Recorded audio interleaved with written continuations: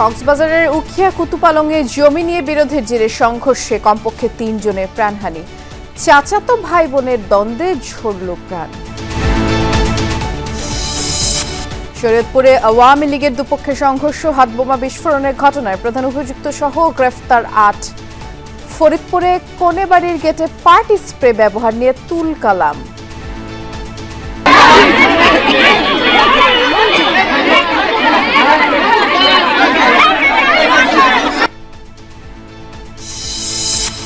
IMF এর ঋণের চতুর্থ ও পঞ্চম কিস্তির অর্থ ছাড়ের ব্যাপারে আশাবাদী সরকার। রাজস্ব আয় বাড়ানো ও ভর্তুকি কমাতে নেওয়া হবে পদক্ষেপ। আমাদের ব্যাংক রেজুলেশন, ডিফল্ট লোনগুলো ইস্যু করতে হবে, আমরা ম্যাক্রো স্টেবিলিটি আবার আনতে হবে, ট্যাক্স রেভিনিউ বাড়াতে হবে, ট্যাক্সের লিকেজ আমাদের জন্য। অতএব ওরা টাকা দেখ আর না দেয়, এটা তো আমাদের এমনি করতে হবে। মার্চে প্রবাসী আয় রেকর্ড।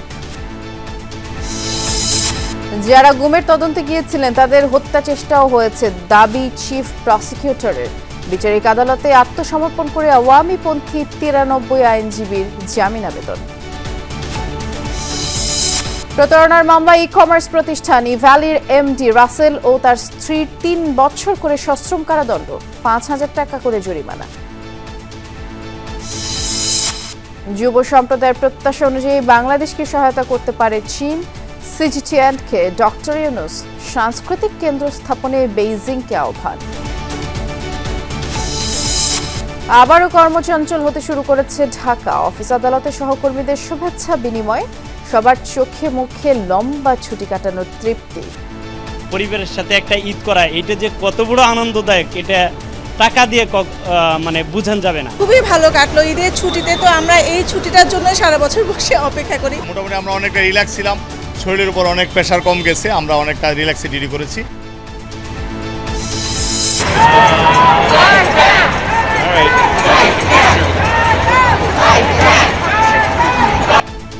ক্ষমতা অপব্যবহারের অভিযোগে ট্রাম্পের বিরুদ্ধে নজিরবিহীন বিক্ষোভ।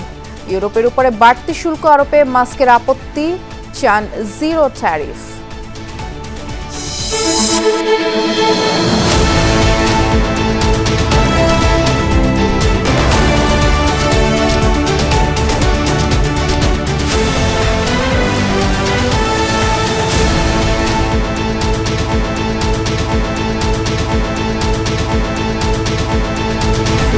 দুপুরে বাংলাদেশের সবাইকে আমন্ত্রণ জানাচ্ছি। নুসরাত বৃষ্টির সাথে আছি।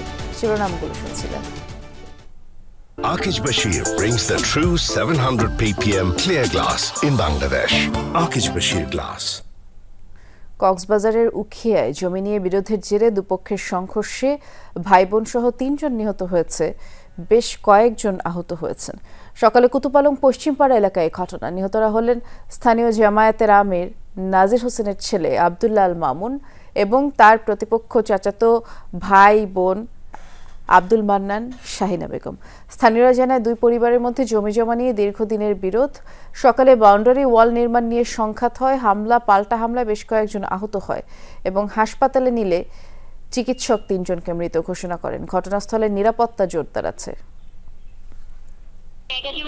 বিরোধের কারণে নিজেদের মধ্যে কথা কাটাকাটির এক পর্যায়ে তারা যখন আহত হয়, পরে আমি যতটুকু জানি হাসপাতালে নিয়ে যাওয়ার পরে ওখানে নিহত ঘোষণা করে। এ বিষয়ে আমরা বিস্তারিত জানবো আমাদের সহকর্মী এহসান আল কুতুবির কাছ থেকে। তিনি কক্সবাজারেই আছেন। এহসান, যেই ঘটনা ঘটলো এবং সংঘর্ষ, তারপরে 3 জনের প্রাণহানি, এলাকার অবস্থা কি দেখছেন একটু আমাদেরকে জানাবেন।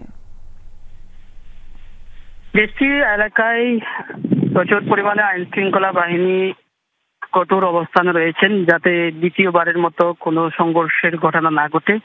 তবে দুপক্ষের যে অবস্থান সেটি থেকে দেখেই বোঝা যায় তারা আবারও সংঘর্ষে জড়াতে পারেন, এমন একটি আশঙ্কা রয়েছে। আর হচ্ছে যে 3 জন মারা গেছেন, তার মধ্যে একজন হচ্ছে স্থানীয় জামাতের আমির, তিনি আবার কুতুপালং বাজার জামে মসজিদের খতিব। মূলত তাদের যে সীমানা বিরোধ নিয়ে আপন চাচাতো ভাই বোনের মধ্যে তাদের দীর্ঘদিন ধরেই কিন্তু এই বিরোধটা চলে আসছিল। তো আজকে সকালেই কিন্তু সংঘর্ষের ঘটনা ঘটে। এই সংঘর্ষ থেকে একেবারে 2 পক্ষের সংঘর্ষে 3 জনের মৃত্যু হয়। পরে হাসপাতালে নিয়ে যাওয়ার পর চিকিৎসক তাদের মৃত ঘোষণা করেন। এবং আমরা শেষ খবর পাওয়া পর্যন্ত এখনো পর্যন্ত কোনো পক্ষে মামলা হয়নি বা আটক বা গ্রেফতার কাউকে আটক করা হয়নি বলে আমাদেরকে পুলিশ এর পক্ষ থেকে জানানো হয়েছে। পাশাপাশি নিহতের মরদেহ কক্সবাজার সদর হাসপাতালে পাঠানোর যে প্রক্রিয়া সেটি চলমান রয়েছে বলে উখিয়া থানার ভারপ্রাপ্ত কর্মকর্তা আমাদেরকে নিশ্চিত করেছেন। বিস্তারিত জানাচ্ছিলেন, ধন্যবাদ জানাচ্ছি হাসানকে। শরীয়তপুরে আওয়ামী লীগের দুপক্ষের সংঘর্ষ এবং শতাধিক হাতবোমা বিস্ফোরণের ঘটনায় প্রধান অভিযুক্ত কুদ্দুস ব্যাপারী সহ ৮ জনকে গ্রেফতার করা হয়েছে। এর মধ্যে কুদ্দুস ব্যাপারী ধরা পড়েছেন বরিশাল র্যাব ৮-এর হাতে। তিনি বিলাসপুর ইউপি চেয়ারম্যান জাজিরা উপজেলা আওয়ামী লীগের সদস্য। আর বাকি ৭ জনকে আটকের পরে গ্রেফতার দেখিয়েছে পুলিশ। সকালে জাজিরা থানায় ৮৮ জনের নাম উল্লেখ সহ অজ্ঞাত ৫০০ জনের থেকে ১,০০০ জনকে আসামি করে মামলা করেছে পুলিশ। এবং শনিবার আধিপত্য বিস্তার নিয়েই কুদ্দুস ব্যাপারী ও জলিল মাতবরের সমর্থকরা সংঘর্ষে জড়ায়, শতাধিক হাতবোমার বিস্ফোরণ ঘটায় দুপক্ষই। ফরিদপুরের ভাঙ্গায় বিয়েবাড়ির গেটে পার্টি স্প্রে ব্যবহার নিয়ে দুপক্ষের সংঘর্ষ হয়েছে। পরে কনে না নিয়েই ফিরে যায় বরপক্ষ। শনিবার উপজেলার পুটিয়া গ্রামে এই ঘটনা ঘটে। প্রত্যক্ষদর্শীরা জানায়, সদরপুরের প্রবাসী নাইমের সাথে কয়েক মাস আগে টেলিফোনে বিয়ে হয় বন্যা আক্তারের। গতকাল আনুষ্ঠানিকভাবে বিয়ের আয়োজন করা হয় এবং কনে বাড়িতে বিয়ের গেটে পার্টি স্প্রে ব্যবহার নিয়ে দুপক্ষ সংঘর্ষে জড়িয়ে পড়ে। স্ক্রিনে যেমনটি দেখতে পাচ্ছেন ঠিক এভাবেই কনের বাবা সহ বেশ কয়েকজন আহত হয়। পরে নববধূ ছাড়াই বরপক্ষ বাড়ি ফিরে যায়। এ ঘটনায় থানায় অভিযোগ দিয়েছে কনের বাবা। আমি ওখানে পাই ধরছি, বাবার কোনো থামো কোনো বেরো না, আমার মেয়েরা বিয়ে হয়ে যাক তারপরে জায়গাটা হবে। ওরা গুলগুলা বাড়িতে উঠেই মনে করেন লুটপাট করে সবকিছু ভাঙচুর করছে। তাকে মুরব্বী যারা আইছিল সবাই পোলা মান্ডে বলছি যে দেখ মেহমান যেভাবে যা কিছু করছে তোরা শান্ত থাক, কোনো ঝগড়া খাইতে করিস না, কেউ অপমান করিস না। IMF ঋণের চতুর্থ পঞ্চম কিস্তির ছাড়ে আশাবাদী বাংলাদেশ। জানিয়েছেন, ঋণ পেতে শর্ত পূরণ করছে সরকার। দেশের স্বার্থে রাজস্ব আয় বাড়ানো ও ভর্তুকি কমাতে পদক্ষেপ নেওয়া হবে। ঢাকায় সফররত IMF মিশনের সাথে বৈঠকের পরে এমন মন্তব্য করেছেন অর্থ উপদেষ্টা ডক্টর সালেউদ্দিন আহমেদ। IMF এর সামষ্টিক অর্থনীতি বিভাগের প্রধান ক্রিস পাবজর্জিও প্রতিনিধি দলের নেতৃত্ব দিচ্ছেন। অর্থ উপদেষ্টা জানিয়েছেন, দেশের অর্থনৈতিক পরিস্থিতি নিয়ে IMF সন্তোষ প্রকাশ করেছে। আর প্রতিনিধি দল চতুর্থ পঞ্চম কিস্তির অর্থছাড় নিয়ে বাংলাদেশ ব্যাংক, রাজস্ব বোর্ড, বিদ্যুৎ বিভাগ, জ্বালানি, খনিজ সম্পদ বিভাগের প্রতিনিধিদের সঙ্গে আলোচনা করবে। 17 এপ্রিল IMF প্রতিনিধি দল সংবাদ সম্মেলনের মধ্য দিয়ে এই সফর শেষ করবে। 2023 সালের 30 জানুয়ারি IMF এর সাথে ঋণ চুক্তি করে সরকার এবং ওই বছরের ফেব্রুয়ারিতে প্রথম কিস্তির অর্থ পায় বাংলাদেশ। এরপরে 2023-এর ডিসেম্বরে দ্বিতীয়, 2024-এর জুনে তৃতীয় কিস্তি ছাড় করা হয়। 3 কিস্তিতেই বাংলাদেশ $231 কোটি পেয়েছে। এখনো $239 কোটি বাকি রয়েছে। ওরা বাংলাদেশে ইকোনমি বলেছে মোটামুটি এখন things are stable, things are moving to the right direction, কিন্তু এই রিভিউ করার একটু দেখবে। ওরা বলছে উই আর স্যাটিসফাইড যে বাংলাদেশ ইকোনমি এখন তো স্টেবল আছে। আমাদের যা যা করার আমরা করতে চেষ্টা করছি। অলরেডি আমরা আমাদের গুড ইন্টেনশনটা তো দেখিয়েছি, ওদের দিক থেকে ওদের গুড ইন্টেনশন দেখা, দেন উইল এঙ্গেজ, আমরা আলাপ করব অ্যান্ড হোপ উইল অ্যাগ্রি। প্রবাসী আয়ের নতুন রেকর্ড তৈরি হয়েছে। 3 বিলিয়ন বা $300 কোটি বেশি অর্থ এসেছে মার্চে, যা একক মাস হিসেবে এই যাবৎকালের মধ্যে সর্বোচ্চ। দেশের রাজনৈতিক পট পরিবর্তনের পর ইতিবাচক প্রভাব পড়েছে প্রবাসী আয়। আগস্টের পর থেকে ধারাবাহিকভাবে রেমিটেন্সের পরিমাণ বাড়ছে। ডলারের দামে স্থিতিশীলতা, হুন্ডির চাহিদা কমায় বৈধ পথেই প্রবাসী আয় বেড়েছে। আর বাংলাদেশ ব্যাংক বলছে, উৎসবকে কেন্দ্র করে প্রবাসীরা বাড়তি রেমিটেন্স পাঠিয়ে থাকেন। জুলাই গণ অভ্যুত্থানের পর প্রবাসীরা ব্যাংকিং চ্যানেলে রেমিটেন্স পাঠাচ্ছে। এক্সিস্টিং যে লোকাল প্রবাসী আছে তাদের পাঠানো রেমিটেন্সের মাধ্যমেই আমরা নতুন মাইলফলক তৈরি করতে পেরেছি। শুধুমাত্র ফর্মাল সেক্টরে টাকা পাঠানোর যে সুবিধা সেটা তাদেরকে বোঝাতে সক্ষম হয়েছে। এখন থেকে বেঞ্চমার্ক হবে 3 বিলিয়ন, এইটা থেকে কত আগাতে পারি, কিন্তু এইটাকে যদি আমরা স্বাভাবিক একটা স্ট্যান্ডার্ড ধরে ফেলি এবং সেইভাবে 3 বিলিয়নের নিচে আর নয়, এরকম স্লোগানে যদি আমরা আগাতে চাই, তবে এই কম্বাইন্ড এফোর্ট দরকার। যারা গুমের তদন্ত করতে গিয়েছিল তাদের হত্যার চেষ্টা করা হয়েছে বলে অভিযোগ করেছেন আন্তর্জাতিক অপরাধ ট্রাইব্যুনালের চিফ প্রসিকিউটর তাজুল ইসলাম। তিনি জানিয়েছেন, বিচার বানচালে যারা ষড়যন্ত্র করছে তাদের চিহ্নিত করা হচ্ছে। শিগগিরই দ্বিতীয় ট্রাইব্যুনালেও বিচারের কাজ শুরু হবে। ট্রাইব্যুনালের সাংবাদিকদের তাজুল ইসলাম বলেছেন, কোনো রকমের স্ক্যান্ডাল ছড়িয়ে বিচার বাধাগ্রস্ত করা যাবে না। এর আগে জুলাই আন্দোলনে রাজধানীর যাত্রাবাড়ি এলাকায় গণহত্যার মামলায় ডিএমপির সাবেক সহকারী কমিশনার তানজিল আহমেদ এবং ওসি আবুল হাসানকে গ্রেফতার দেখায় আন্তর্জাতিক অপরাধ ট্রাইব্যুনাল। 15 জুনের মধ্যে তাদের বিরুদ্ধে তদন্ত প্রতিবেদন দাখিলের নির্দেশও দেন ট্রাইব্যুনাল। এছাড়া ফার্মগেটে বিএন কলেজের শিক্ষার্থী নাফিজ হত্যা মামলার তদন্ত প্রতিবেদন 6 জুলাইয়ের মধ্যে দিতে বলা হয়েছে। সাফারি ইয়ামিন হত্যা মামলায় সুহেল মিয়া নামের এক পুলিশ সদস্যের 1 দিনের রিমান্ড মঞ্জুর করেছেন ট্রাইব্যুনাল। তিনটা জটিলতম গুমের সেন্টার আয়নাঘর আমাদের এই ইনভেস্টিগেটররা তদন্ত করেছেন, আবিষ্কার করেছেন। এই ক্রাইম সিনগুলোকে বের করতে হয়েছে এবং আপনারা জানেন এই কাজ করতে গিয়ে স্বয়ং চিফ প্রসিকিউটর তিনি এই ইনভেস্টিগেশন চলাকালে সেখানে প্রেজেন্ট ছিলেন এবং আমরা যখন না বুঝে সেখানে বোমা ফিট করা ছিল, সেই বোমাগুলোর সাথে টাইমার সেট করা ছিল। আমাদেরকে অ্যাপারেন্টলি বোঝা যায় যে এই ইনভেস্টিগেশন করতে যারা গিয়েছেন তাদেরকে হত্যা করারও চেষ্টা করা হয়েছিল। হামলা, ভাঙচুর, হত্যা চেষ্টা মামলায় আওয়ামীপন্থী 93 আইনজীবী আত্মসমর্পণ করে জামিন আবেদন করেছেন। আজ সকালে ঢাকা মহানগর দায়রা জজ আদালতে আত্মসমর্পণ করে তারা জামিন চান। এদের মধ্যে রয়েছেন বারের সাবেক সভাপতি সাইদুর রহমান মানিক, শাহ আলম, মাহবুবুর রহমান, আবু সাইদ সাগর, সাদুর রহমান রচ্ছি, সাইবার ট্রাইব্যুনালের পিপি নজরুল ইসলাম শামীম সহ বারের সাবেক সদস্যরা। 4 আগস্ট আদালত প্রাঙ্গণে আইনজীবীদের উপরে হামলা, চেম্বার ভাঙচুর, হত্যা চেষ্টার ঘটনায় আওয়ামী লীগপন্থী 144 আইনজীবীর বিরুদ্ধে 6 ফেব্রুয়ারি ঢাকার মেট্রোপলিটন ম্যাজিস্ট্রেট আদালতে মামলা করেন আইনজীবী সমিতির কার্যনির্বাহী সদস্য মোহাম্মদ আলী বাবু। এ ঘটনায় হাইকোর্ট থেকে 8 সপ্তাহের জামিন নিয়েছিলেন 115 জন। আর 7 এপ্রিল অন্তর্বর্তীকালীন জামিনের মেয়াদ শেষ হবে। 144 জন আইনজীবীকে শুধুমাত্র রাজনৈতিকভাবে হয়রানি করার জন্যই এই মামলায় ইনক্লুড করা হয়েছে। বিজ্ঞ আদালতের প্রতি শ্রদ্ধা রেখে উচ্চ আদালতের আদেশ মেনে আমরা আত্মসমর্পণ করছি। ঘটনাস্থলে ছিলাম না, ঘটনা সম্পর্কে জানতাম না, উদ্দেশ্য প্রণোদিতভাবে মামলাটি করা হয়েছে। প্রতারণার মামলায় ই-কমার্স প্রতিষ্ঠান ইভ্যালির ব্যবস্থাপনা পরিচালক মোহাম্মদ রাসেল ও তার স্ত্রী চেয়ারম্যান শামীমা নাসরিনকে 3 বছর করে সশ্রম কারাদণ্ড দিয়েছেন আদালত। দণ্ডের পাশাপাশি প্রত্যেককে 5,000 টাকা করে অর্থদণ্ড, অনাদায়ে আরও 6 মাসের বিনাশ্রম কারাদণ্ড দেওয়া হয়। রোববার ঢাকার মেট্রোপলিটন ম্যাজিস্ট্রেট মোহাম্মদ মিনহাজুর রহমান এই রায় দিয়েছেন। বাদীপক্ষের আইনজীবী সাকিবুল ইসলাম বিষয়টি নিশ্চিত করেছেন। তিনি জানিয়েছেন, আসামিরা পলাতক থাকায় আদালত তাদের বিরুদ্ধে সাজা পরোয়ানা সহ গ্রেফতারি পরোয়ানা জারি করেছেন। আর মামলা সূত্রে জানা গেছে, ইভ্যালি বিভিন্ন মাধ্যমে চমকপ্রদ বিজ্ঞাপনে আকৃষ্ট হয়ে Mujahid Hasan Fahim Yamaha R15 bike order করেন। তবে কর্তৃপক্ষ 45 দিনের মধ্যে বাইকটি সরবরাহ করতে ব্যর্থ হয়। এই ঘটনায় মুজাহিদ হাসান ফাহিম 2024 সালের জানুয়ারি মাসে আদালতে রাসেল ও শামীমার বিরুদ্ধে মামলা করেন। চীনের সাথে বিদ্যমান 50 বছরের সম্পর্ক অনন্য উচ্চতায় নিয়ে যাওয়ার আকাঙ্ক্ষা প্রকাশ করলেন প্রধান উপদেষ্টা ডক্টর মোহাম্মদ ইউনূস। সম্প্রতি চীন সফরকালে দেশটির রাষ্ট্রীয় গণমাধ্যম CGTN-কে দেয়া সাক্ষাৎকারে 2 দেশের অর্জিত সাফল্য তুলে ধরেন ইউনূস। তার প্রত্যাশা, পরিবর্তিত বাংলাদেশে যুব সম্প্রদায়ের প্রত্যাশা পূরণে সহায়ক হবে চীন। স্বাস্থ্য খাত ও সংস্কৃতির ক্ষেত্রেও দেশটি ভূমিকা রাখবে এমন আশাবাদ ব্যক্ত করেন প্রধান উপদেষ্টা। বলেন, যুদ্ধ নয়, শান্তি একমাত্র সমাধান।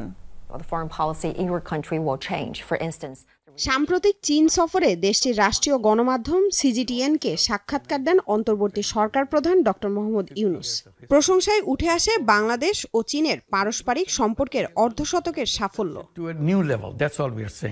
এ সময় দুদেশের দ্বিপাক্ষিক সম্পর্কের বিষয়েও প্রশ্ন করা হয়। তার প্রত্যাশা, যুব সম্প্রদায়ের আকাঙ্ক্ষা অনুযায়ী পরিবর্তিত বাংলাদেশের অগ্রগতিতে সহায়ক হবে চীন। উল্লেখ করেন, দেশের অর্ধেক জনগোষ্ঠী 27 বছরের মধ্যে। China can play a very important role in transforming Bangladesh the way we are imagining, particularly young population in Bangladesh are imagining. When I say young population, we are 171 million people. Half the population is under the age of 27. So you can imagine how young the whole nation is. অন্তর্বর্তী সরকার প্রধান কৃত্রিম বুদ্ধিমত্তা বা AI প্রসঙ্গেও কথা বলেন। জানান বাংলাদেশ এখনো AI সেক্টরে প্রবেশ করতে পারেনি, তবে চীন সহযোগিতা করলে দুদেশই সুফল পাবে। We are not included in it yet, AI and other things. If the Chinese companies come and use this, we'll learn it very quickly and we'll become experts in how to handle, how to design, how to improve. And China will benefit from it, Bangladesh will benefit from it because you have very talented young people around you and supporting you to what you want to do. এ সময় চীনের সাথে সড়ক পথে যোগাযোগ বৃদ্ধির কথাও উল্লেখ করেন প্রধান উপদেষ্টা। বলেন সুস্থ অর্থনীতিতে গুরুত্বপূর্ণ ভূমিকা রাখবে সড়ক যোগাযোগ। We need connectivity. Road connection is one of the most efficient way to carry all these products to these areas. Belt and road comes in a very important way, and you benefit the people on both sides of the road. That's right. It's not just a long distance from the starting point to the ending point. The sub roads will coming up, businesses will grow between neighbors in the one city, one town after another town, and so on. So lots of energizing of the community and energizing of the population begins. So we give a very high priority, and I like the idea of Belt and Road. দুদেশের দূরত্ব কমাতে বাংলাদেশে সাংস্কৃতিক চর্চা কেন্দ্র স্থাপনেও চীনের প্রতি আহ্বান জানান প্রধান উপদেষ্টা। বলেন শান্তি প্রতিষ্ঠায় যুদ্ধ বিগ্রহের প্রয়োজন নেই। Many stories will come out when we are close to each other. Most importantly, how you inspire each other. Right. So those are the things which you'll remember all your life, and the nations are built with those memories, and the friendship comes to that. So it's very helpful for us having this close relationship in many different ways, not just financial way, it's a humanitarian way, it's about the friendship way, cultural way. 26 থেকে 29 March দক্ষিণ চীনের Hainan প্রদেশের Boao forum for Asia সম্মেলনে অংশগ্রহণ করেন প্রধান উপদেষ্টা doctor Mohammad Yunus. দায়িত্ব গ্রহণের পর এটাই তার প্রথম রাষ্ট্রীয় সফর। The world witnessed a people united against oppression and corruption. Lamia Tithi, Jamuna news, Dhaka. মার্কিন শুল্ক আরোপের বিষয়টি সরকারের এখন সর্বোচ্চ গুরুত্ব বলেই জানিয়েছেন পরিবেশ, বন ও জলবায়ু উপদেষ্টা সৈয়দা রিজওয়ানা হাসান। সকালে সচিবালয়ে সাংবাদিকদের এই কথা তিনি জানিয়েছেন। ঈদের পর সচিবালয়ের প্রথম কর্মদিবসে সাংবাদিকদের সাথে মতবিনিময় করেন তিনি। বলেন এবারের ঈদ বিগত বছরের চেয়ে অনেক ভালোভাবে উদযাপন করেছে দেশের মানুষ। যাত্রাপথে কোনো ধরনের ভোগান্তি না থাকায় ঈদ যাত্রা স্বস্তির ছিল। আর এ সময় তিনি বলেন ঈদের দিন ও পরদিন ছাড়া ছুটির মধ্যেও বাকি সব দিনই কাজ করতে হয়েছে। এই মুহূর্তে সরকারকে মার্কিন যুক্তরাষ্ট্রের আরোপিত শুল্ক নিয়ে কথা বলতে হচ্ছে। এই মুহূর্তের প্রায়োরিটি এটা। আমাদের কতগুলো জাতীয় প্রায়োরিটি তো আছে, কিন্তু প্রতিদিন প্রতি সপ্তাহে তো নতুন নতুন প্রায়োরিটি যোগই হচ্ছে। জনগণের কল্যাণে যেটুকুন কাজ আমাদের করা দরকার, পরিবর্তিত বাংলাদেশ গড়তে, নতুন বাংলাদেশ গড়তে সকলকে সাথে নিয়ে আগামী দিনগুলোতে সেই কাজগুলো করে যাব। ঈদের দীর্ঘ সরকারি ছুটি শেষে এখনো ঢাকা ফিরছেন নগরবাসী। সকাল থেকে অতিরিক্ত যাত্রী নিয়ে কমলাপুর রেল স্টেশনে পৌঁছায় কয়েকটি ট্রেন এবং রেল স্টেশনে ছিল যাত্রীদের উপচে পড়া ভিড়। এছাড়া ভোর থেকে ছেড়ে যাওয়া ট্রেনগুলো যাত্রী বোঝাই ছিল। সকাল সকাল অফিসে যোগ দিতে দেশের বিভিন্ন প্রান্ত থেকে রাতেই রওনা হন অনেকে। অতিরিক্ত যাত্রী চাপে পরিবার আর লাগেজ নিয়ে কিছুটা বিড়ম্বনায় পড়েন যাত্রীরা, তবুও মুখে প্রশান্তির হাসি ছিল। বলেছেন অন্যবারের তুলনায় এবারে ঈদযাত্রা ছিল স্বস্তির। এদিকে ঢাকা ছাড়তেও যাত্রী চাপ দেখা যায়। মূলত যারা ঈদের সময় বাড়ি যেতে পারেননি তারাই এখন নিজ নিজ গন্তব্যে ছুটছেন। এর আগে এত ভিড়ে যাতায়াত করিনি, আজকে সবচেয়ে ভিড় দেখলাম আর কি। কষ্ট করে বাড়িতে গিয়েছি, অবশ্যই অনেক এনজয় হয়েছে, অনেক ভালো লেগেছে। যাত্রা পথে তো অনেক একটু কষ্ট হয়েছে, এটা মেনে নিয়ে আর কি আসছি আর কি। আগের থেকে অনেক ভালো ছিল এবং হচ্ছে সবকিছু মিলায় আলহামদুলিল্লাহ ভালো ছিল আর কি। দেশের ইতিহাসে দীর্ঘতম ছুটি উপভোগ করলো জনগণ। টানা ছুটি শেষে এবার কর্মস্থলে ফেরার পালা। এবারে ঈদযাত্রা অনেকটাই স্বস্তিদায়ক ছিল বলে জানিয়েছেন রাজধানীতে ফেরা মানুষ। আর আমাদের মতো নগরীতে থেকে যাওয়া বাসিন্দারা বলছেন ফাঁকা ঢাকায় অনেকটাই শান্তিতে কাটিয়েছেন তারা।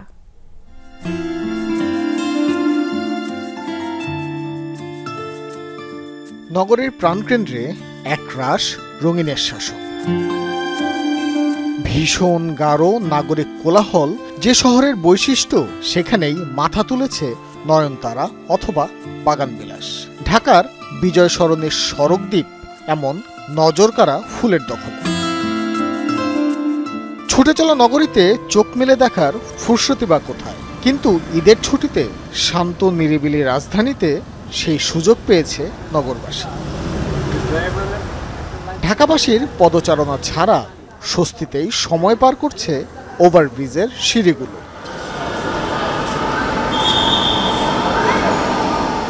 একই চিত্র মেট্রো রেলও। হাজারো মানুষের কোলাহলে যে স্টেশনগুলো মুখর থাকে সেখানে নেই চিরচেনা জটলা। লম্বা ছুটিতে যারা শহর ছেড়েছিলেন তাদের গল্প শুনবো এবার। কেমন কাটলো ঈদের ছুটি?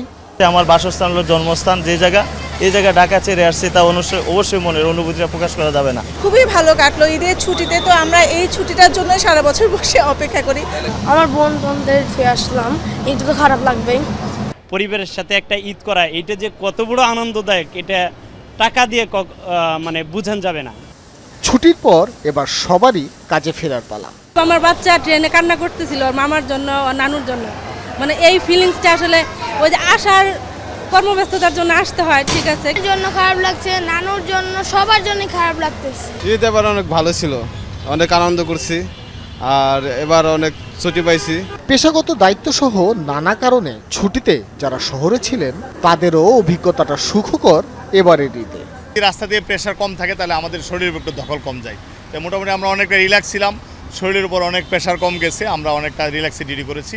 কোনো জায়গায় ঘুরলাম টুরলাম না, কিছু করলাম না, ওই শেয়ার হয়েছি, খাওয়া দাওয়া করছি, ঠিক মতো ঘুম তুলছি, ওইটা খাওয়া দাওয়া করছি, খাওয়া দাওয়া করে আবার ঘুমাইছি। 24 থেকে 2025 অনেক সেল ভালো হয়েছে, মানে ব্যবসা সব দিক দিয়ে ভালো হয়েছে। ফাঁকা ঢাকা নিয়ে নিম্ন আয়ের মানুষের ছিল মিশ্র প্রতিক্রিয়া।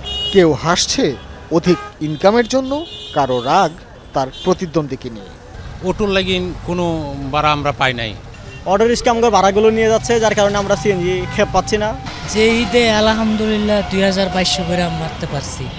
ভাড়া ভালো মারছি, আপনার 2000-3000 ভাড়া মারছি অটোতে। চৈত্রের খরতাপের মধ্যে ঈদের দীর্ঘ ছুটিকে আশীর্বাদ হিসেবে দেখছে নগরবাসী। যদি ফ্রি টাইম পান তখন আসলে যতটা রিল্যাক্সলি আপনি আপনার ফ্যামিলি মেম্বারদের সাথে টাইম কাটাতে পারবেন, চাপের মধ্যে বা কাজের প্রেশারের মধ্যে ওইভাবে তো আসলে ফ্যামিলির সাথে টাইম কাটানো হয় না। অবশ্যই দরকার এরকম সময় ফ্যামিলির সাথে কাটাতে পারলে তো ন্যাচারালি ভালোই লাগে। দু একদিনের মধ্যেই রাজধানী ফিরবে পূর্বের চিরচেনা রূপে। তার আগেই নগরবাসী ক্যালেন্ডারের পাতায় চোখ রাখছে ঈদুল আজহায় কোনোভাবে দীর্ঘ একটা ছুটি মিলিয়ে নেওয়ার আশা। ভাস্কর ভাদুরী, যমুনা নিউজ, ঢাকা। আবারও আমন্ত্রণ, দুপুরে বাংলাদেশ দেখছেন আপনারা। আগামীকাল থেকে শুরু হচ্ছে বাংলাদেশ বিনিয়োগ সম্মেলন 2025, আর এ নিয়ে ফরেন সার্ভিস একাডেমিতে এই মুহূর্তে ব্রিফ করছেন বিডার নির্বাহী চেয়ারম্যান চৌধুরী আশিক মাহমুদ বিন হারুন। সরাসরি যাচ্ছে। বেশ কিছু যেগুলো টপিক আছে, যেগুলো মেইন কি টপিক ইনভেস্টমেন্ট ক্লাইমেট রিলেটেড, যেরকম একটা এক্সাম্পল হিসেবে আমরা বলতে পারি যে লেবার ল নিয়ে আমরা খুবই, আপনারা দেখেছেন যে ইন্টারিম গভর্নমেন্ট লেবার লর ব্যাপারে খুবই সিরিয়াস। আমরা মনে করি যে এখানে আসলে সরকার, ব্যবসায়ী এবং আমাদের শ্রমিক যারা আছেন সবার মধ্যে কিন্তু একটা ইকুইলিব্রিয়াম কাজ করতে হবে, এটা সবসময় ওয়ান সাইডেড হলে চলবে না। তো আইএলওর সাথে আমরা এরকম একটা দ্বিপাক্ষিক চুক্তি স্বাক্ষর করার চিন্তা করছি, তার সাথে আরও বেশ কিছু মাল্টিল্যাটারাল ওটার মধ্যে ইনভলভ থাকবে। আমরা নাসার সাথে একটা চুক্তি স্বাক্ষর করার কথা চিন্তা করছি, স্পেস এক্সপ্লোরেশন নিয়ে, নন মিলিটারি স্পেস এক্সপ্লোরেশন নিয়ে চুক্তি স্বাক্ষর কথা চিন্তা করছি। সেটা নিয়ে আপনাদেরকে আমরা যেদিন চুক্তি স্বাক্ষর করা হবে সেদিন আপনাদেরকে আমরা আরও ডিটেইল জানাতে পারবো। আর ফাইনালি আমি যেটা বলবো যে মিডিয়ার জন্য আমরা যথেষ্ট ভাবেই কেটার করার চেষ্টা করছি কিভাবে আপনাদেরকে বেস্ট অ্যাক্সেসটা দেওয়া সম্ভব হয়। একটা মিডিয়া কর্নার থাকবে, তো যখন এই মেইন প্রোগ্রামগুলো হতে থাকবে সারাদিন ধরেই তো অনেকগুলো প্রোগ্রাম চলবে, ওই ভেন্যুতে একটা মিডিয়া কর্নার থাকবে। তো যারা আপনারা ওখানে যাবেন তারা ওই সময়ে যদি কোনো বিনিয়োগকারীকে বা আলাদা করে কাউকে ইন্টারভিউ করতে চান বা কারোর সাথে কথা বলতে চান, তাহলে আপনারা মিডিয়া কর্নারটা ইউজ করে সেই জিনিসটা করতে পারেন। সেই সাপোর্টটা আমরা আপনাদেরকে ফুললি দেওয়ার চেষ্টা করব। এর বাইরে আমার আসলে তেমন বড় কিছু বলার নেই। আপনাদের যদি কোনো প্রশ্ন থাকে আমি প্রশ্নগুলো নিতে চাই। তার আগে আমি লাস্ট একটা ছোট্ট পয়েন্ট বলে নিই। আমি জানি এই প্রশ্নটা আসবে, সো এটা নিয়ে আমি একটু আগে কথা বলে নিই। সেটা হচ্ছে যে গতকালকে অলরেডি আমরা একটা সম্মান সম্মেলন করেছি যে আমেরিকার যে ট্যারিফ রিলেটেড যে ইস্যুটা আছে সেটা নিয়ে। বিনিয়োগ সম্মেলন নিয়ে ব্রিফিং দেখছিলাম। এবারে আমরা যাব দুর্নীতি দমন কমিশনে, সেখানে ব্রিফ করছেন সংস্থাটির চেয়ারম্যান ডক্টর মোহাম্মদ আব্দুল মোমেন। দুর্নীতি দমন কমিশন একই প্রমিত প্রক্রিয়া অবলম্বন করে থাকে। যেহেতু টিউলিপ সিদ্দিকের বিরুদ্ধে দায়েরকৃত মামলার প্রতি বিদেশি সংবাদ মাধ্যমের আগ্রহ রয়েছে এবং আপনাদের কেউ কেউ সেসব গণমাধ্যমের লোকাল করেসপন্ডেন্ট, আমি খুব সংক্ষেপে একটি ইংরেজি বিবৃতিও তুলে ধরছি। Anti-Corruption Commission's attention has been drawn to a news item published in print media regarding a letter from the lawyer of Tulip Siddiq, a former anti-corruption minister who had to step down on the charges of corruption. It is not unexpected that the lawyers would write letters to satisfy their clients. Anti-Corruption Commission, meanwhile, advised the absentee accused lawyer to fight her case in the court. Anti-corruption cases are not compoundable issues, that a few exchange of letter will resolve these. Ms. Siddiqui, report says, confirms Sky News that she is unaware of allegation and none from SSC contacted her. Interestingly, even under strong protection from Premier Kier Hardy, she had to resign on the charges of corruption. She has instructed her attorney to write to SSC. So it doesn't mean that she doesn't know. Ms. Tulip Siddiqui has been accused of corruption based absolutely on documentary evidences. The legal process demands that she has to appear before the court, otherwise she would be treated as criminal absconder after issuance of warrant of arrest. The charge sheet has been prepared after a thorough examination of documentary evidences. The rest lies with the court, while execution of all orders lies with Ministry of Home. Ministry of Foreign Affairs will also be involved. It is not only a case of Mrs. Tulip Siddiqui, but also in case of other absconding accused like Sheikh Hasina, Sheikh Rehana, Shoji Wajid, Saima Wajid, Radwan Mujib Siddiqui, and Azmina Siddiqui. The same standard procedure will be followed. Dudak chairman brief করছিলেন, দুদক কার্যালয়ে ছিলাম, সরাসরি দেখছিলেন আপনারা। মানব পাচার রোধে বাংলাদেশ তার প্রতিশ্রুতিতে অটল রয়েছে বলে জানিয়েছেন স্বরাষ্ট্র উপদেষ্টা অবসরপ্রাপ্ত লেফটেন্যান্ট জেনারেল জাহাঙ্গীর আলম চৌধুরী। সকালে রাজধানীর একটি হোটেলে মানব পাচার সংক্রান্ত বিমস্টেক সাবগ্রুপের তৃতীয় সভায় কথা জানিয়েছেন তিনি।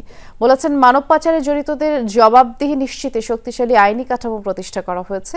এ বিষয়ে আইন প্রয়োগকারী সংস্থাগুলো সক্রিয় রয়েছে। আর সেই সাথে মানব পাচারের বিপদ সম্পর্কে সংশ্লিষ্টদের সচেতন করতে প্রচারণা জোরদার করা হয়েছে। স্বরাষ্ট্র উপদেষ্টা বলেছেন, মানব পাচারের বিরুদ্ধে লড়াইয়ে বিমস্টেক সদস্য রাষ্ট্রগুলো উল্লেখযোগ্য পদক্ষেপ নিয়েছে। এই সভায় বিমস্টেকভুক্ত 7 সদস্য দেশের মানব পাচার সংক্রান্ত সাব গ্রুপের সংশ্লিষ্ট সদস্যরাও অংশ নেন। মাগুরার শিশু আসিয়ার মামলার বিচার কাজ আগামী 1 মাসের মধ্যে শেষ হবে বলে জানিয়েছেন মহিলা ও শিশু বিষয়ক উপদেষ্টা শারমিন এস মুর্শিদ। বলেছেন, এ ব্যাপারে কাজ করছে আইন মন্ত্রণালয়। সকালে সচিবালয়ে কথা বলেছেন তিনি। আরও বলেন, সরকার অত্যন্ত আন্তরিক এই মামলার বিচার নিয়ে। মামলার বিচার যাতে দ্রুত হয় সে ব্যাপারেও সার্বক্ষণিক নজর রাখছে মহিলা শিশু বিষয়ক মন্ত্রণালয়। তিনি বলেছেন, এবারের ঈদটি অন্যবারের চেয়ে ভিন্ন ছিল। জুলাই আগস্টের আহত পরিবারগুলোর সাথে ঈদ করেছি।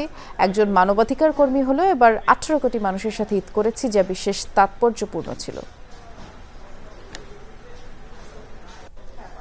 দ্রুত সময়ের মধ্যে ডাকসু নির্বাচনের দাবিতে স্মারকলিপি দিয়েছেন ঢাকা বিশ্ববিদ্যালয়ের সাধারণ শিক্ষার্থীরা। বেলা 11টার দিকে বিশ্ববিদ্যালয়ের প্রফেসি সাইমা হক বিদিশার কাছে স্মারকলিপি দেন শিক্ষার্থীরা। এ সময় তারা বলেন, ডাকসু নির্বাচন নিয়ে বিশ্ববিদ্যালয় প্রশাসন গড়িমসি করছে। বিভিন্ন গোষ্ঠী নির্বাচন পেছাতে বিশ্ববিদ্যালয়কে চাপ দিচ্ছে।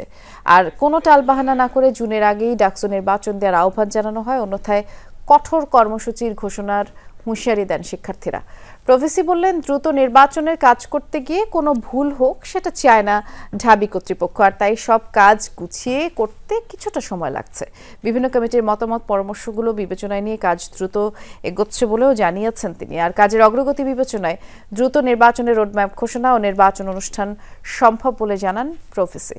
ম্যাম আমাদেরকে আশ্বস্ত করেছেন যে অতি দ্রুত তারা সংস্কার কমিটির যে কমিটিগুলো কার্যক্রম সমাপ্ত করবেন। ফেসিবাদের সিন্ডিকেট বডিতে ফেসিবাদের যে দোসর রয়েছে তাদেরকে কলঙ্ক মুক্ত করে ফেসিবাদ মুক্ত সিন্ডিকেট বডি গঠন করে দ্রুত ডাকসু নির্বাচনের আয়োজন করুন। আমরা আসলে বর্তমান প্রশাসন এটিকে একটা প্রশাসনিকভাবে একটি দায়িত্ব হিসেবে বিবেচনা করে এবং এটিকে গুরুত্বের সাথে এবং অত্যন্ত গুরুত্বের সাথে এই ডাকসু নির্বাচনটাকে কিন্তু বিবেচনা করা হচ্ছে। এবং পিলখানা হত্যাকাণ্ড ঘিরে চাকরিচ্যুত বিডিআর সদস্যদের ক্ষতিপূরণ সহ চাকরিতে পুনর্বহালের দাবিতে বিজিবি মহাপরিচালককে স্মারকলিপি দিয়েছে ভুক্তভোগী ও তাদের পরিবার।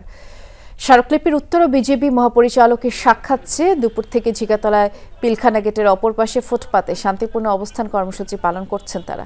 এই পরিস্থিতিতে পিলখানার সামনে নিরাপত্তা জোরদার করা হয়েছে। ভুক্তভোগীদের দাবি তাদের অন্যায়ভাবে বরখাস্ত করা হয়েছে। বিজেপি মহাপরিচালকের আশ্বাস পেলেই কর্মসূচি প্রত্যাহার করে ঘরে ফিরবেন বলে জানিয়েছেন তারা।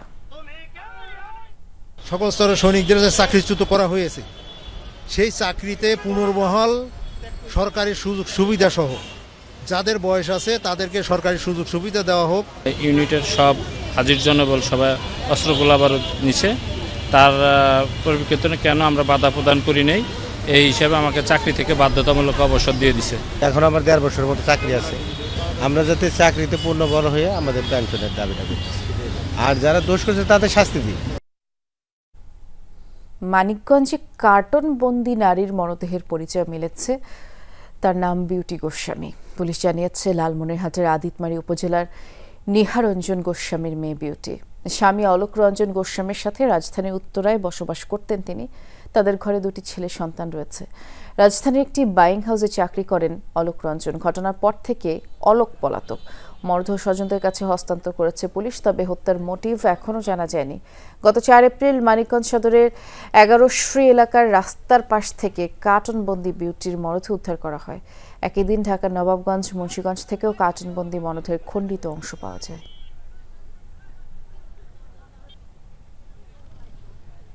ডোনাল্ড ট্রাম্পের বিরুদ্ধে এবার ক্ষোভে ফুঁসে উঠেছে যুক্তরাষ্ট্র। শনিবার দেশ জুড়ে নজিরবিহীন বিক্ষোভে অংশ নিয়েছে হাজার হাজার মানুষ। 50 অঙ্গরাজ্যের 1200 ভেন্যুতে আয়োজন করা হয় হ্যান্ডস অফ আন্দোলন। প্রেসিডেন্টের বিরুদ্ধে ক্ষমতার অপব্যবহারের অভিযোগ তুলেছেন মার্কিনিরা, আর প্রতিবাদ সমাবেশে যোগ দিয়েছেন ডেমোক্রেট আইন প্রণেতারাও। ট্রাম্পের বিরুদ্ধে অভিশংসন প্রস্তাব তোলার হুঁশিয়ারি দিয়েছেন তারা। ক্ষমতা গ্রহণের 2.5 মাসের মাথাতেই ট্রাম্প বিরোধী বিক্ষোভের ঢেউ যুক্তরাষ্ট্রে। প্রেসিডেন্টের একের পর এক বিতর্কিত নীতির বিরুদ্ধে রাজপথে নেমেছে মার্কিনিরা। শনিবার প্রতিটি অঙ্গরাজ্যে শহর থেকে শহরে প্রধান প্রধান সড়কে হয়েছে প্রতিবাদ মিছিল, সমাবেশ। অন্তত 1200 স্থানে পালিত হয়েছে হ্যান্ডস অফ কর্মসূচি। এই স্লোগানের অর্থ দাঁড়ায় হস্তক্ষেপ বন্ধ করো। Boston, Chicago, Los Angeles, New York, Washington DC প্রতিটি জায়গায় আন্দোলনে সরব হয়েছে বিভিন্ন শ্রেণী পেশার শত শত মানুষ। অংশ নিয়েছে প্রায় 150 মানবাধিকার সংগঠন। কেন্দ্রীয় সরকারের ব্যাপক হারে কর্মী ছাঁটাই, অভিবাসী বিরোধী অভিযান, বিভিন্ন দেশের উপর অযৌক্তিক শুল্ক আরোপ সহ প্রেসিডেন্টের নির্বাহী ক্ষমতার অপব্যবহারের অভিযোগ তোলে বিক্ষোভকারীরা। ট্রাম্পের বিতর্কিত সব এজেন্ডার বিরোধিতার পাশাপাশি তীব্র নিন্দা জানানো হয় তার সহযোগী দক্ষতা বিষয়ক দফতরের দায়িত্বে থাকা ইলন মাস্কের প্রতিও। ব্যানারে, প্ল্যাকার্ডে ট্রাম্প ও মাস্ক বিরোধী স্লোগান। জাতীয় সংকটে এখানে একত্রিত হয়েছি, কারণ তারা সংবিধান অনুসরণ করছে না, ভাবছে সবকিছু নিজেদের ইচ্ছা মতো হবে। তবে তা নয়, এই দেশ আমাদের। যা ঘটছে তা হলো ক্ষমতার অপব্যবহার। দক্ষতা বিভাগ ইচ্ছামতো চলছে। এত বড় বড় পদক্ষেপের জন্য সিনেটের শুনানির বালাই নেই। জনগণ এগুলোর বিরুদ্ধে আওয়াজ তুলতে এসেছে। ওয়াশিংটনে প্রতিবাদ সমাবেশে যোগ দেন ডেমোক্রেট আইন প্রণেতারাও। ট্রাম্পের নীতির বিরোধিতার পাশাপাশি প্রেসিডেন্টের বিরুদ্ধে অভিশংসন প্রস্তাব তোলার পরিকল্পনার কথা জানান তারা। আমরা গণতন্ত্রের জন্য, সংবিধানের জন্য লড়ছি, নিজের পরিবারের জন্য, কাঙ্ক্ষিত ভবিষ্যতের জন্য লড়ছি। আমাদের প্রেসিডেন্ট স্বৈরাচার হতে চাইছেন। আমেরিকায় কোনো স্বৈরাচার বা রাজাকে মেনে নেব না। একজন ধনকুবের প্রেসিডেন্টের পাশের সিটটি কিনে নিয়ে তাকে পুতুল বানিয়ে রেখেছেন। তবে আমেরিকার গণতন্ত্র বিক্রির জন্য নয় এবং হবেও না। প্রেসিডেন্ট ট্রাম্প হয়তো এবার তার মেয়াদ পূর্ণ করতে পারবেন না, কারণ আপনি কংগ্রেসে অভিশংসনের বীজ বপন করেছেন। কেবল প্রস্তাব নয়, তৃতীয়বারের মতো অভিশংসিত হতে হবে। আপনাকে জানাতে চাই, 30 দিনের মধ্যে আপনার বিরুদ্ধে অভিশংসন প্রস্তাব আনব। যুক্তরাষ্ট্রের বাইরেও হয়েছে হ্যান্ডস অফ বিক্ষোভ।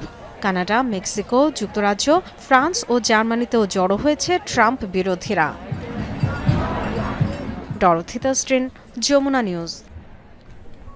ইউরোপীয় ইউনিয়নের উপরে বাড়তি শুল্ক আরোপে আপত্তি জানিয়েছেন ডোনাল্ড ট্রাম্পের সবচেয়ে ঘনিষ্ঠ হিসেবে পরিচিত এলন মাস্ক।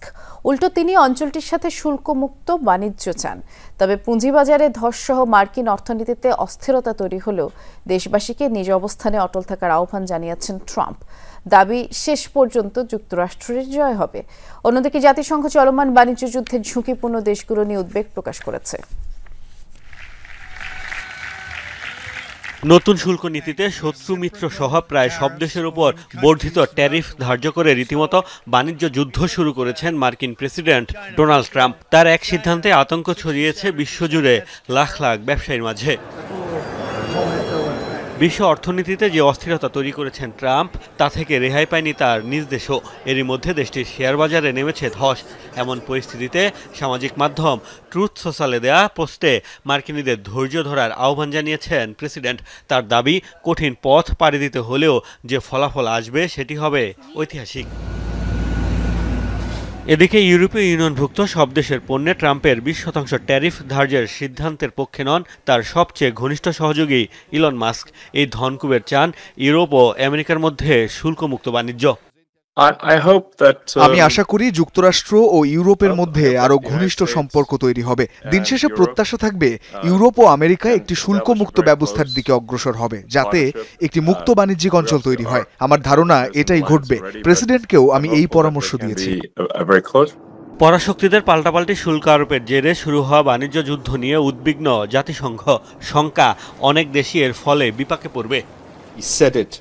অতীতেও এমনকি 1 মাস আগেও জাতিসংঘ মহাসচিব বলেছেন, বাণিজ্য যুদ্ধে কেউই জিতবে না। আমরা এখন ঝুঁকিপূর্ণ দেশগুলো নিয়ে উদ্বিগ্ন, যাদের বর্তমান পরিস্থিতি মোকাবেলার সক্ষমতা নেই। জাতিসংঘ বলছে, চলমান বাণিজ্য যুদ্ধের কারণে সংস্থাটি দীর্ঘদিন ধরে যে টেকসই উন্নয়ন লক্ষ্যমাত্রা নিয়ে কাজ করছে তাতে নেতিবাচক প্রভাব পড়বে। মোস্তফা মাহমুদ, যমুনা নিউজ। এই ছিল দুপুরে বাংলাদেশের আয়োজনে। সাথে থাকার জন্য ধন্যবাদ সবাইকে।